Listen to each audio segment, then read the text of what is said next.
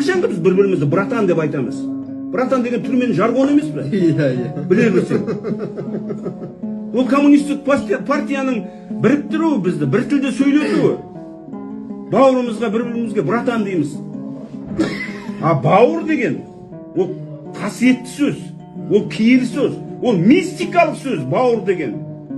Бауыр деген ол ішкі дүниенің елшілеп тұрады. Соны қорғып бір-бірімізге братан дейміз. Болды ғой, жетеді ғой жігіттер. Сен жанбасаң лапылдап, мен жанбасам лапылдап, ол жанбаса лапылдап, аспан қайтып ашылады. Қазақты жамандама, қазақ бауыр. Халық қой қазақ деген азақ қана. Мәңгілік аясында жер үстінде. Қазақтың жанашыры қазақ қана дейді ғой. Қызымызды доча дейміз. Дочаң не сен о заманда бұл заман? Қазақтың еркелетін сөзі бар емес пе? Сүйенішім десең қызыңа тіліңе шиқан шыға ма? Айналып кетейін жаным сол менің.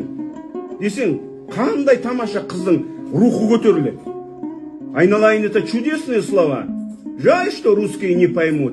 Объяснить я готова снова, но перевод звучит бедно дейді. Айналып кетсең қызыңнан. Періштелер, қызы бар үйді періштелер айналып жүреді.